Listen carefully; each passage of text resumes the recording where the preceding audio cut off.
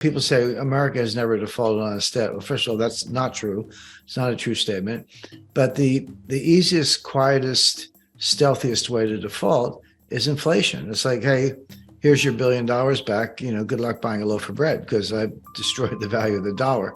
And so now 3%, we'll do it in, do the math, we'll do that in about 22 years. At 10%, you cut the value of the dollar in half in 7 years. By the way, that is what happened between 1977 and 1981. In that 5-year period, the dollar lost over 50% of its purchasing power. According to Jim Rickards, hyperinflation is coming to America, and the raising of interest rates won't be able to help fight inflation. In fact, it will make inflation even worse. Inflation will impact stock market as Jim Rickards think it will brings the economy into recession, and unemployment will go up to 4 or maybe even 5%. But all Jerome Powell can say is, too bad, that's painful and we have to get there, but we're gonna pay higher prices if we don't. And then there's the myth of 2% inflation. The Federal Reserve have something called inflation targeting, where if they fail to have at least 2% inflation per year, then it means the economy is going into deflation, or to put it simply, the economy is slowing down and therefore unemployment is gonna go up and the economy will go into recession.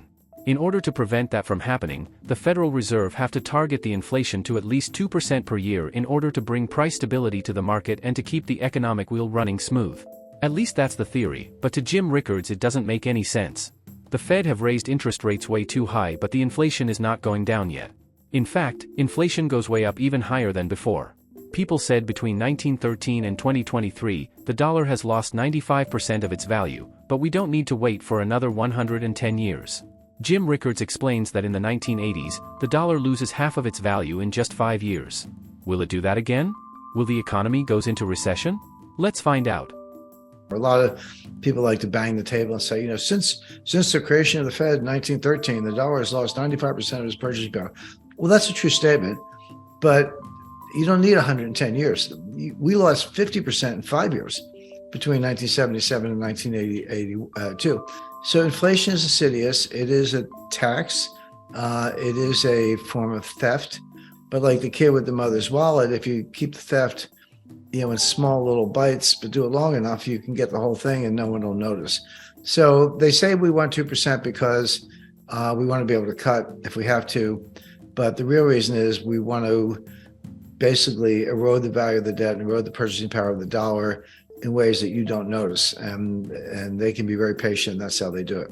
But to your point, Addison, well, hasn't the Fed been raising interest rates? Yes, but real rates are still negative. So if inflation's 9 and the Fed's at 2, the real rate is -7. That's a really, really low interest rate. And if you say, okay, inflation's come down to 6 and the Fed's up to 4, about 4.5 right now. So the real rate is now -1.5 in my example.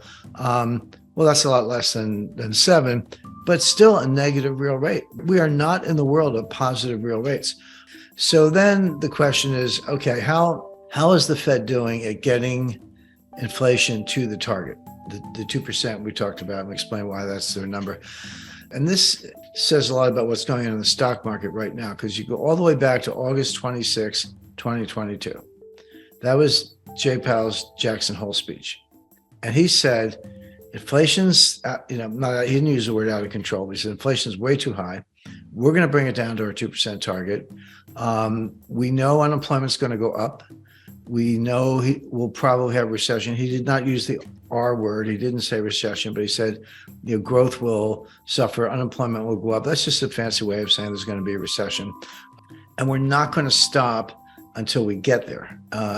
And so in other words, too bad, unemployment's going to go up to some number, I don't know what, 4 or 5%, which is pretty high. It's right now it's 3.4, I believe, the lowest since 1969. So unemployment's going to go up. The economy's going to go into recession, but too bad. That's the price we all have to pay to get inflation down under control. And the way to 2%, in other words, and the way Jay Powell rationalizes this, he said, yeah, that's painful, and we're going to pay a high price to get there, but we're going to pay a higher price if we don't. If we don't get to 2%, and we let this thing spiral out of control and or even stay at 4 or 5% for a prolonged period of time, that the economic damage from that in terms of lost investment, misallocation of capital, basically people losing money on their investments, is going to be much higher than maybe a short recession.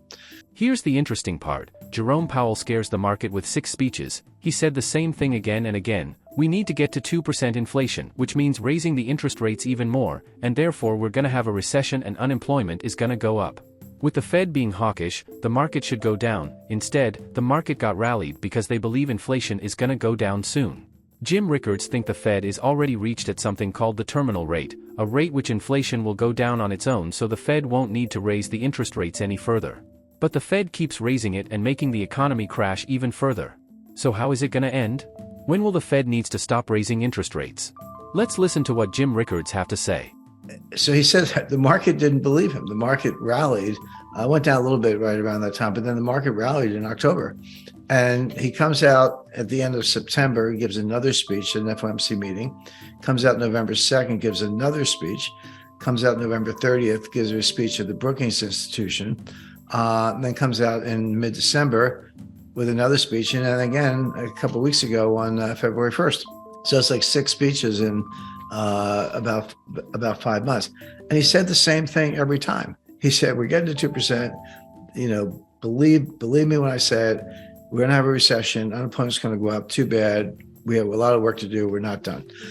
The market has flipped on and off. Half the time the market doesn't believe me. Go, yeah, you say that, but in fact, inflation is coming down faster than you thought. You're probably, I should introduce a concept. I guess a lot of people have heard of it, but there's this new concept called the terminal rate. The Fed's trying to get to the terminal rate. And so what's the terminal rate? Well, no one actually knows what the number is. I don't know, but neither does Jay Powell. But it's a theory. And the theory is, okay, the terminal rate is a rate set by the Fed that's high enough to bring inflation down without further rate hikes. We get to a level, and that level is high enough that inflation will come down on its own just by waiting without raising the rate again. And the conundrum, I hate to use that word, but it is a conundrum. The conundrum the Fed faces right now is they have been raising rates and inflation has been coming down. Those two things are true. But is inflation coming down because they're raising rates, in which case maybe you want to keep raising them, or are you already at the terminal rate? It's coming down on its own, and now the danger is you're going to go too far. And that's the debate with Wall Street. And so Wall Street is sort of leaning to the view, now you're probably already at the terminal rate. Inflation is coming down. You need to back off. You need to stop and probably pivot. This was the famous word for the last 6 months. The pivot means you're actually going to have to cut rates because you have gone too far and you're going to cause a pretty bad recession. And so the expectation as recently as December was that the Fed would pivot around March or April. They would raise in February, maybe March, but pretty quickly after that, they would cut rates. And if the Fed's cutting rates, buy stocks. It's typical Wall Street analysis. It always ends with buy stocks, particularly tech stocks. So, with the current high interest rates environment and reckless government spending, what should we do to protect our money from inflation? Should we buy stocks? And what stocks should we buy? The Fed said it will raise the interest rates even further, but the market thinks the opposite will happen. So who's right and wrong here? Let's hear what Jim Rickards think. Spoiler alert. This is not investment advice. But the Fed has been saying the opposite. So there's been this battle where Powell goes 1, 2, 3, 4, 5, 6 speeches, says the same thing. We're not stopping. And Wall Street says, oh, yes, you are. So buy stocks. Well, who's right? Well, there's an old saying on Wall Street, don't fight the Fed. I don't think of it as who's right or wrong. You could have an opinion. The way I think of it is I just want to know what you're going to do. Because if I know what you're going to do, then you can trade accordingly. You can plan for that and you can prepare for it. And what they're going to do is they're going to keep raising rates. Even if they're at the terminal rate already, I think they might be. Even if they are, they don't think so. Their opinion counts for a lot more than mine.